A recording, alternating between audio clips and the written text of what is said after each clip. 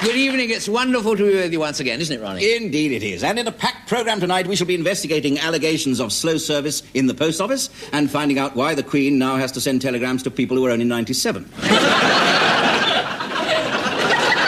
And we'll be talking to a car designer who's crossed Toyota with Quasimodo and come up with a hatchback of Notre Dame. But first, the news. At a press conference today, excited movie executives announced that Julie Andrews will appear topless in her next movie. The film will be called Mary Pop-Outs. It's been a bad week for Brandon Truscott, the Steeple Aston man who doesn't know the difference between fixative and laxative. His teeth have been stuck on the lavatory since last summer. News tonight that Mr. Norman St. John Stevens has at last been able to arrange an audience with the Pope. Up until now, Norman hasn't been able to spare the time. Rough House Row, Tower Hamlets, which is London's toughest street, held a party today for its oldest inhabitant. He'll be 23 on Monday. Sport. At the White City tonight, a Russian athlete who cleared 18 feet in the long jump was beaten into second place during the interval by a Max Bygraves record which cleared the entire stadium. The funeral of dustman Arnold Purge took place today at Warbleton Cemetery. Later, his ashes were scattered all the way down somebody's front path. But now a sketch in which Mr. Ronnie Corbett will be showing us how he uses cotton wool buds for all his important little places. He'll be cleaning out his Wendy house.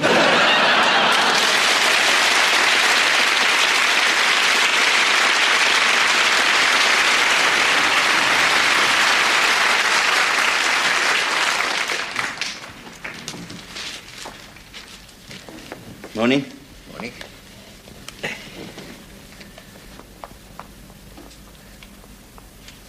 You come about the musical? I've come for a thing. Thing? What sort of thing? I'm going to, a thing to the director, hoping he'll like me. Well, it's a woman, isn't it? Oh, is it? Oh, well, I'll have to, a thing to her then, yes. I hope I get the job. I need the money because I'm thick. Well, jobs aren't easy these days, are they? No, I don't get many because of my thighs.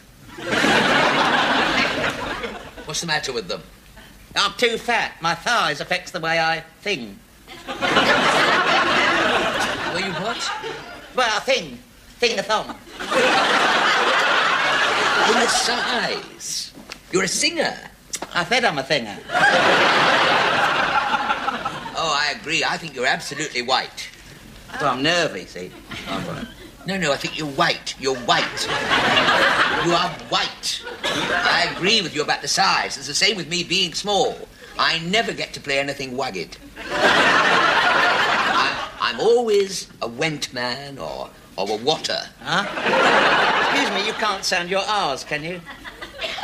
No, you can't sound your S's, can you? No. Well, some I can. When I'm not sinking. Ah, there, I found one then. You ought to try practicing. You ought to say something like, how many shirts can Sister Susie sew if Sister Susie's slow at sewing shirts? It's a famous riddle. I don't go for riddles myself. I think they're soft. No, I don't go for whittles either. If I do whittles,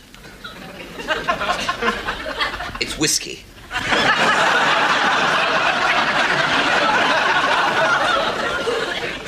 I don't drink myself. No, whiskey. Whiskey. You know, too much of a whisk. Oh, I see. What you going to sing? Oh, Red Sails in the Sunset. Wed what?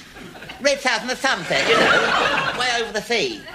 Oh, please send my sailor home safely to me. You think that's a silly song to sing? Oh, no, I think that would be a wow. What do you mean, a row? A wow. A wow, an absolute wow, a hit. Know that song? It was in a musical I was in. I had a long one in the West End with that. You was in the West End? What's your name? Cecil. What's yours? Randolph. Do you mind if I call you Wandy? Do you mind if I call you Claude? No, why? I can't say Cecil without spitting. That all over your feet. Oh. Morning. Morning. Morning. Nice morning. You come for the thing? Yeah.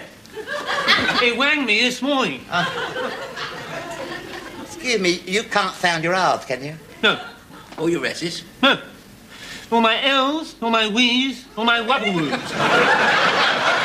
Oh, what a shame. What a shame. Good morning, gentlemen. Oh, good morning. Morning. Morning. Oh, wonderful. Yes, you're just right. Would you wait in my office? Thank you for coming, gentlemen. Perhaps another time. But he can't say his S's. No, or his R's. Or his L's. Or his W's, or his W's. Doesn't matter. It's a non-speaking part.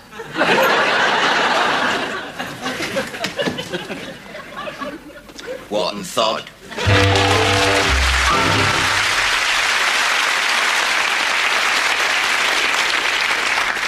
Good evening. I've been asked by the government to talk about energy and how to hold on to it. Well, I'll talk about how to hold on to it next week. But what about energy? Well, first of all, how can we save energy by insulation? Now, here is a rough pointer. It is rough, isn't it? Yeah, because it's insulated. Now, tell me what is wrong with the insulation of this house here? Well, for a start, it's got a bloody great hole in the wall. Now, I've had my house properly insulated. There is a model of it, as you see. I'm going to live in that in comfort, just as soon as I can find the door. But I'm not here to air my personal grievances. No, they're all very nicely wrapped up, thank you. But insulation does make sense. You can cut down your overall heat loss by double glazing your overalls. And, of course, you must always lag your pipes. There you are. Now, here's a neat idea from the London Zoo. Here we are. That's a feather boa constrictor. You see? It's lovely. So always wrap up well and always constrict your boas. Trained by Rod Hull, don't worry about it. So to sum up, get with the trend and don't lag behind. And here is a lag behind. We've also come up with a little thing that you can insert in your wall cavity. We calculate it can save you £34 a year. How does it work? Well, simply drill a hole, insert the apparatus, and you can watch your neighbour's television through the wall. Now, where is our energy going to come from? Well, I'm wearing a sun-powered hearing aid. Ah, but what happens when the sun goes in? I don't hear you ask. Now, what can we get from atomic piles, apart from agony in the morning? Well, the Japanese have come up with this new miniaturized atomic reactor and fish fryer. Over here, there you are, you see? Look at that. Nuclear fish and chips. What's more, you can use it as a trouser press. Unfortunately, this morning, I got the reactor mixed up with the trouser press, so I pressed my atom and split my trousers. Luckily, I had a lag behind. You see, it all makes sense. Now, what about transport? Well, here is the revolutionary new log-burning Lamborghini. On a test run this morning, burning old ship's timbers, it did 83 miles to the galleon. And look at this, executive unicycle. The makers claim it runs for 3 hours on a Cenopod. But then, who doesn't? And I now run my car on pure alcohol. 4 gins will get it to Paris. Only one more than my secretary, Miss Zuma. But I must say, she did run out of fizz in Dieppe. And what about railways? Now, did you know that if all British rail tracks were laid end to end, it would help a lot? Well, our boffins have come up with a winner. They have discovered that the energy generated in one night by a young honeymoon couple is enough to drive a British rail train from St Pancras to Kettering, with a 20-minute rest at Luton. And for the over 50s, there's the Festiniog narrow gauge railway, especially on the downhill run. Well, there you have it, on the downhill run. From now on, all honeymoons will be spent in transports of delight. So, ladies, if I've got the time and you've got the inclination, we'll all have the energy. Good night.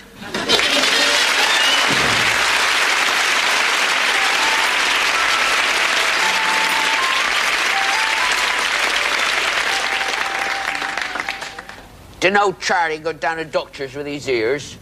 That's right, yeah. Daft, wasn't he? Eh? Daft. Yeah. Did the doctor improve his hearing then? Must have done. He just heard from his brother in America. Ladies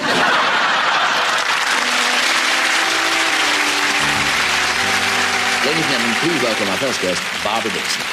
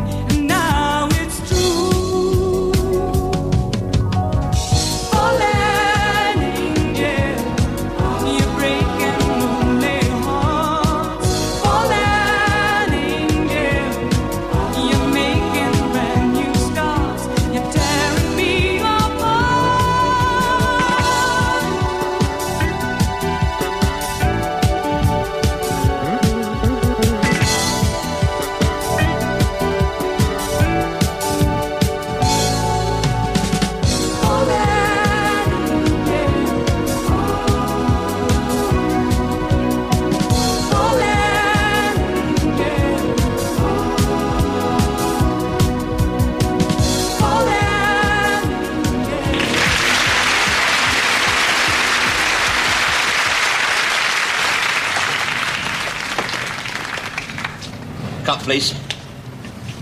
Cup or mug? Mug, please. Pint or half pint? Half pint, please. Tea or coffee? Tea, please. China or Indian? Indian, please. Black or white? White, please. Milk or cream? Milk, please. Goats or cows? Cow, please. Friesian or Jersey? Jersey. Devon or Hereford? Devon. Oakhampton or Tavistock? Tavistock. Cornways Farm or Hill Barn Farm? Hill Barn Farm. Daisy or Buttercup? You what? The cow's name, Daisy or Buttercup? Daisy or Buttercup? Stuff it. Sage and onion or chestnut?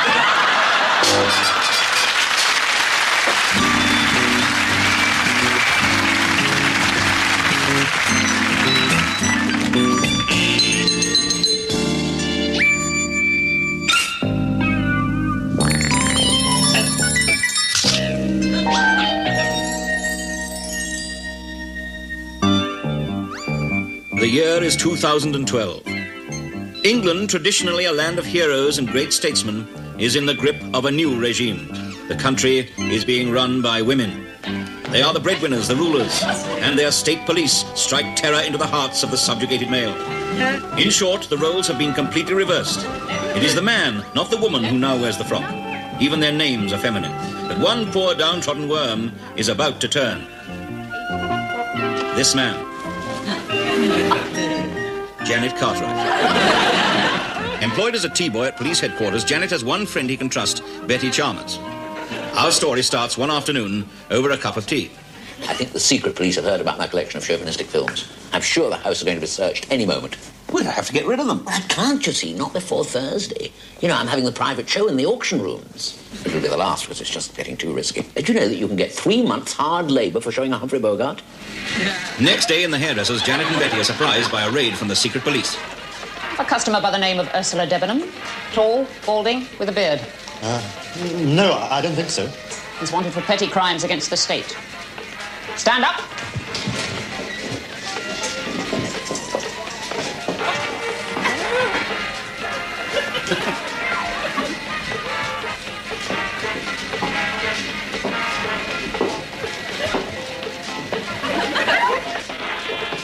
Name? Phyllis Willis. Was it a joke? My father thought so. Just because he had a silly name, he gave me one. Your father? Dillis Willis. Papers. You recently shaved a beard off this man? No, ma'am.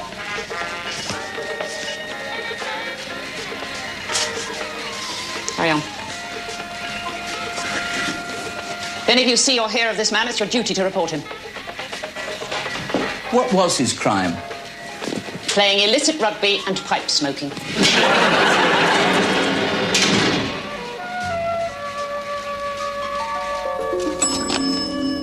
Hello, Shirley, old boy. How are you? It's me. I'm just ringing up to say sewing circle evening Thursday. All right?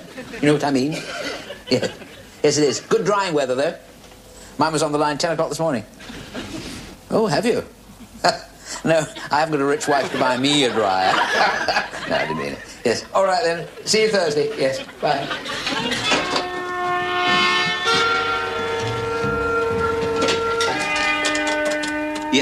Yes, Thursday. Yes, usual place, auctioneers. Yeah, fine. How's George? Is she? Amazing woman. She's still playing left half for Brentford. Give her a big kiss on the gold mouth for me, will you? Bye.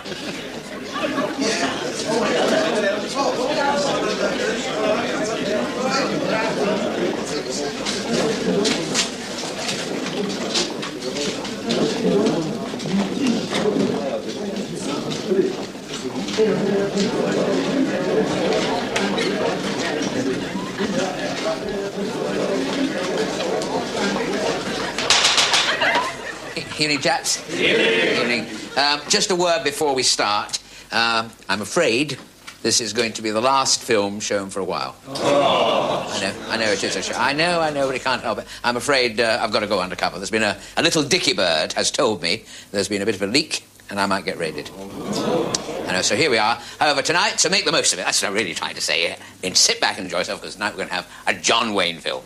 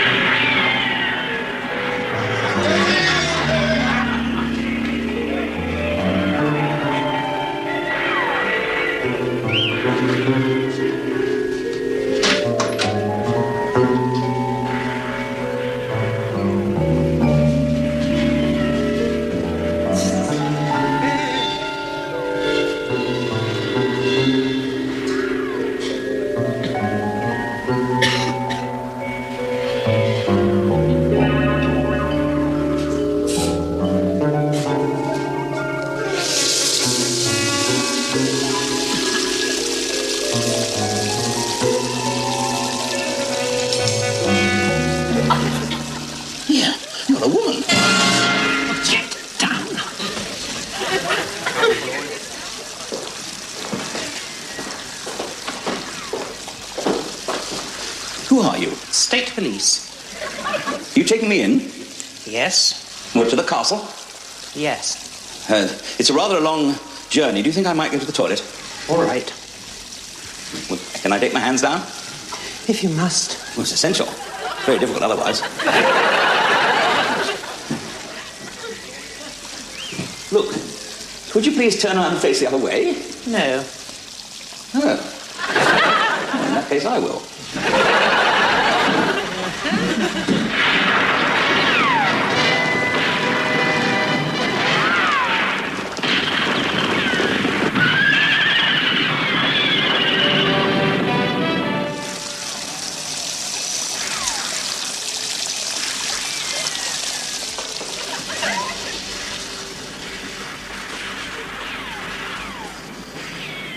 I'm ready. Then move.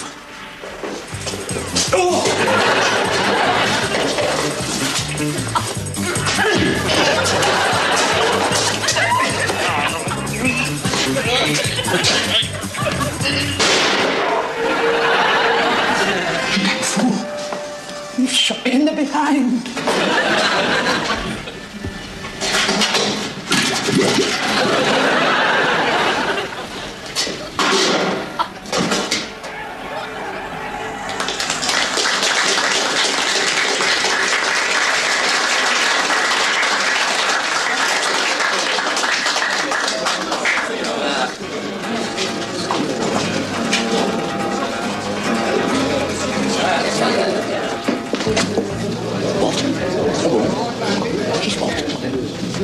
Shot her in the what? In the where? Well, I should think she would faint. Go and have a look.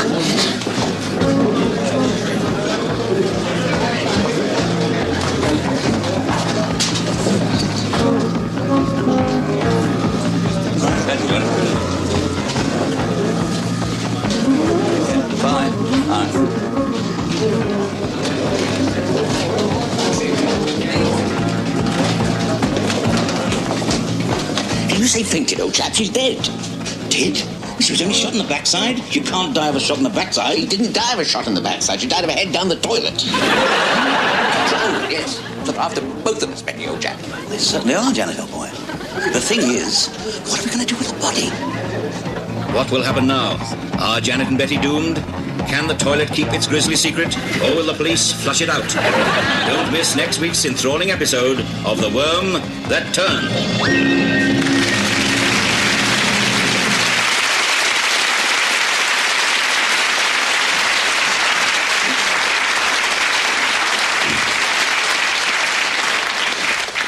Evening. Morning. New face, eh? No, I've always had this face. Have you been around here long? No, I just come in the door. What's the name? It's called the front door. No, I mean yours. Oh, my name's Michael. Oh, Michael, there's a coincidence. Why? Mine's James. The only James I know is tall and thin with a ginger beard. Would that be you? Yes, that'd be right, yes. Apart from the glasses, that is. But you're not wearing glasses. No, neither does he. Oh. Bottoms up. Is it? Bloke of the same name as you came in here earlier on this morning. Oh, what was his name? He never said. Then how did you know it was him? Well, I asked him, didn't Oh, I? it's... What is that there? That's a parrot. Whose is that? Lord knows. Well, who left it there? Lord knows. Well, it must be his then. Lord knows. You fancy a brown ale? What colour is it? Don't know, we don't stock it. Oh, I won't have it then. I'll tell you what I will have. I will have a gin without. Without what would that be? Well, what haven't you got? Now, we haven't got lime. Oh, what about tonic? Oh, tonics we got tonics. Oh, dear, that's what I wanted it without. Can be a very frightening noise, that, you know, we don't know what it is. What is it? I don't know.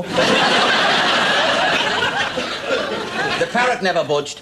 No, it's stuffed. Oh, who stuffed it? Lord knows.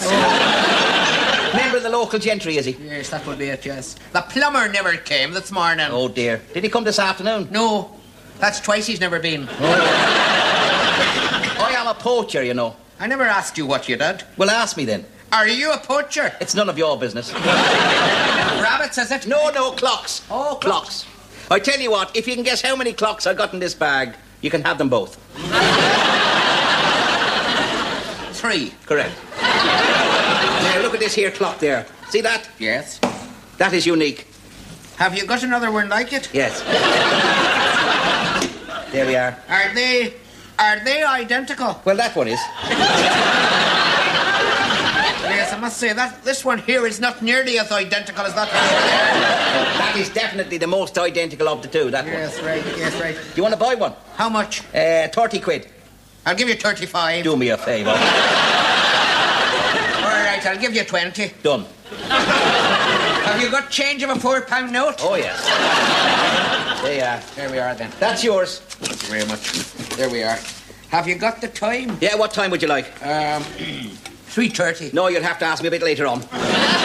When? About 4 o'clock. Far too late. No, well, in that case, I must be off now. Yes, are you coming back? Oh, yes, I shall come back. Where? I'll come back here. Well, you're here now. That's true. Why don't I wait till I get back, self myself a journey? The parrot doesn't say much. No, he's still stuffed. Oh, is he? Why was he stuffed in the first place? He's stuffed in every place. The wife's away for a few days, you know. They give her a new wooden leg. In Cork it was. Oh, well, at least she'll float. She's expecting a baby. Oh, when's that? Whenever I can get round to it, you know. You expecting anyone else? No, just the baby. No, I mean, are you expecting anyone else in the pub here? Oh, Lord knows. Oh, when he gets here, give him a ring, will you? Who? Me. Oh, yes. Give me a ring. Yes, where will you be? I'll be here. Oh, yes. Well, what's your number? Well, it'll be the same number as yours. Well, we're not on the blower, are Oh, we? well, in that case, I will reverse the charges. All right. Make the post office look silly, if that were needed. Who's he? Lord knows. Oh, thank God you've turned up. Your bloody parrot's still here.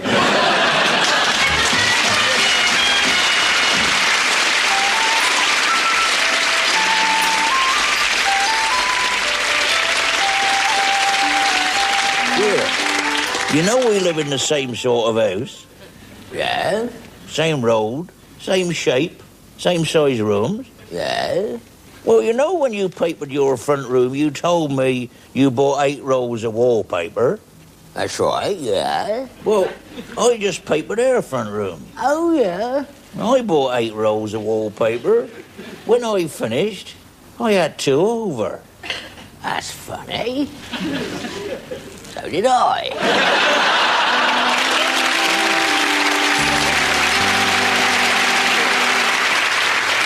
Thank you very much. Thank you very much, particularly over there on the right. Very good. Now, altogether not at all. Now, now, I know what you're thinking. You're thinking, What on earth is that stupid thing doing there? And why is he wearing a false nose? No, it is pathetic, isn't it? I mean, you know, a comedian of my caliber, you know, small bore. Having to resort to cheap visual gimmicks. Actually, to be absolutely honest, it was the producer's idea. He put it on, he said. You'll start the spot with a big laugh, he said. I said, I'm sorry, I said, but our studio audience are intelligent, witty, and highly sophisticated people. Underneath. And they are far too mature just to laugh at a silly nose. So...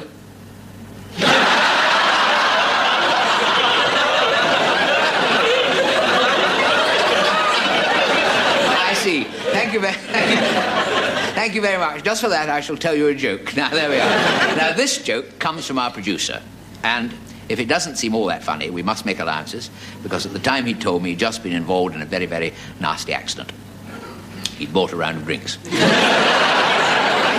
I think it all stems from his rather proper upbringing in Cheltenham, where he worked for 5 years as a gentleman's gentleman, a lavatory attendant. Until one day he got demoted and became a producer with Light Entertainment. Anyway, he beckoned me over with his handbag, and he winked at me with his good eye. He said, "Ronald, sweetie pie." He said. I said, "Yes, sugar heart." I'm not sure what he's got, but I'm convinced it's catching. Anyway, I said, "Yes, sugar heart." He said, "Ronald Honeybunch, which old joke will you be finally laying to rest tonight?" I said, "Well, I've thought it over," I said, "and I'm going to do the one about the chap who goes to the psychiatrist because he's been feeling a little bit strange, and the psychiatrist shows him one of those ink-blocked tests, you know." And he said, the psychiatrist said, "Now, what do you think of when you look at this?" And the chap examined it very carefully, and he said, "Sex." And the psychiatrist showed him another ink-blocked, you know, and we said, "What do you think when you look at this one?" And the fellow replied again. He said, "Sex." Well, 10 more ink blots are shown to him, and every time he gives the same answer. "Sex," he said. Finally, it's rather exciting, actually. Finally, the psychiatrist slaps the book shut and he said, "My good man, it is my considered diagnosis that yours is an acute case of chronic rumpomania. In short, you are completely and totally obsessed with sex." And the chap said, "I'm obsessed with sex. Who's been showing me all the dirty pictures?" The producer, unfortunately, fell asleep before I finished, so I never found out, to be honest, whether he liked it. So instead, I am going to tell another much funnier joke, which I happened to hear last week at the funeral of my old Uncle Cyrus, bless him. No, I mean, we ought not. I mean, you didn't, but we ought not to anyway. No, we ought not to laugh. You didn't, but we ought not to anyway. He said, his death came... No, please. His death came as no great surprise to us, to be honest, because he was 94 years old, you know, and he just got married to a young girl of 18. And because he said he wanted to carry on the family strain, and of course it was too much for him, really. They were married on Saturday, and we buried him the following Tuesday. We would have buried him on the Sunday, but it took us 2 days to wipe the smile off his face. This story concerns a chap who's just about to go home from the pub one night, not looking forward to it, wondering, you know, to himself, how hard will the wife hit me on the head with the rolling pin, and will I have to take my cap off again with a bottle opener? When a man from a nearby group of revellers comes over to him and he proposes a rather unusual bet. He said, "Now look," he said, "you're a sporting gent, you look a sporting gent, I'll bet you £100 that you can't do 3 things nominated by myself and my friends here." Well, at the words £100, the chap immediately pricks up his ears. He said, "What 3 things would these be, pray?" he said, you see. The other man said, "I'll bet you can't drink 10 pints of beer, wrestle a gorilla, and make love to an Eskimo." Well, this being the sort of challenge you don't meet every day, the chap takes the bet on there and then and immediately consumes 10 pints of the best pub ale. A crowd are all obviously impressed, shout, "Well done," they shout, "Bravo, pick him up."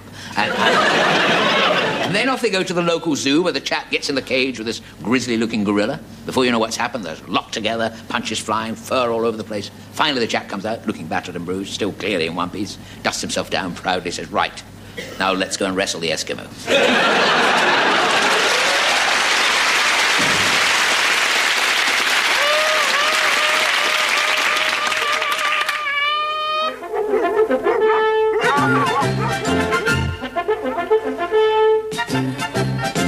It's springtime on the Somerset Hills, we're galloping over the course. Hooray, hooray! hooray for meadows in May. Up on his stride and we're well away. Give us a filly that won't say nay. I hope I can stay the course.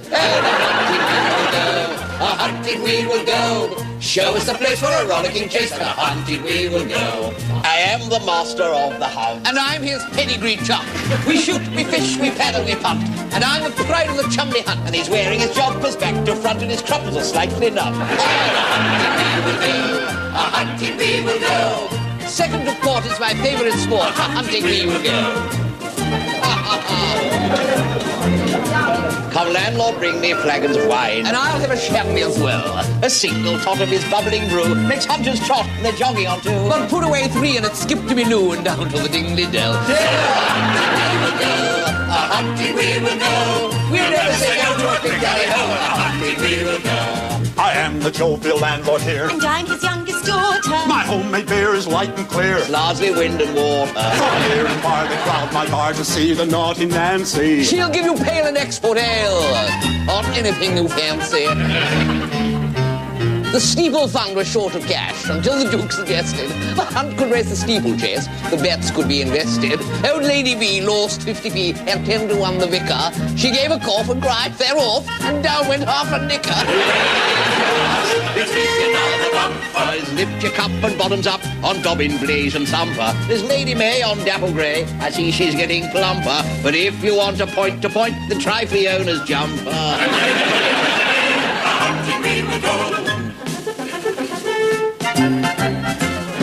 Lady Daphne's terribly quaint. Title cheers, Lady Jane, fixing her face with putty and paint whenever we rise to hound.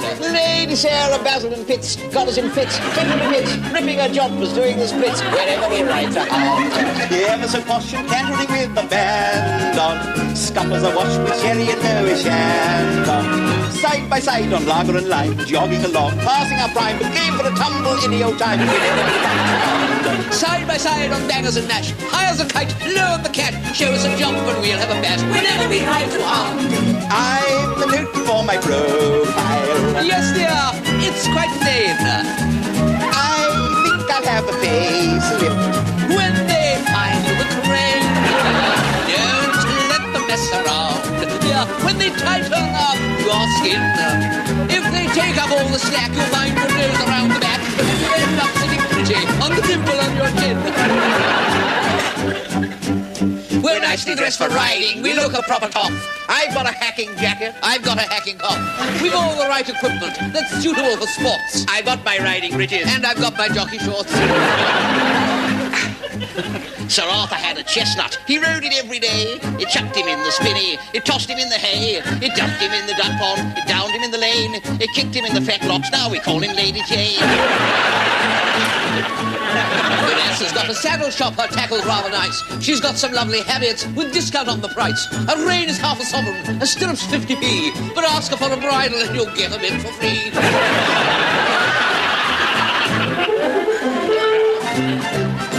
You're steady over, ready to go, so to your hunting horn. You're out of luck, it's covered in muck and the jolly old pea is gone. I fell off my horse today, me tootle I hit the grass. I upped and tripped and staggered and slipped and fell on me hunting brass. I've been taps and liniment rubs, I'm painfully upper class.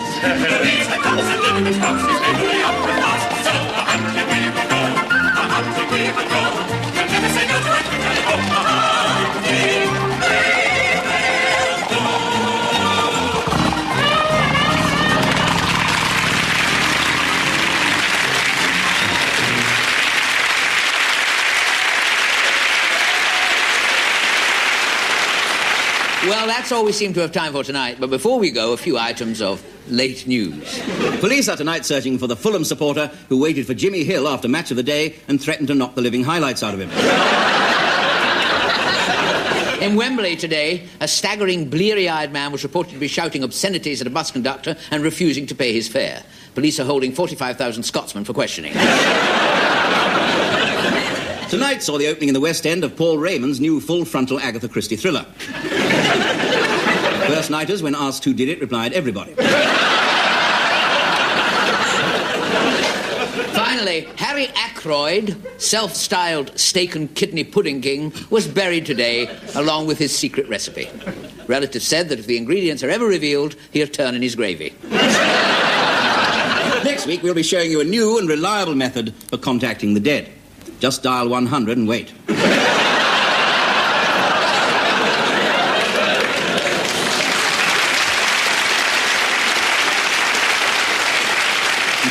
And we'll be talking to radio personalities who've taken up self-defense. There'll be a disc jockey who's a green belt in jiu-jitsu, a newsreader who's a black belt in judo, and an actor who's a fifth dan in the Archers. And we hope we'll be meeting Betty Buxom, the Soho good time girl who recently bought herself a speedboat. She'll be telling us what it's like to sell yourself right down the river. Until then, it's good night from me. And it's good night from him. Good night.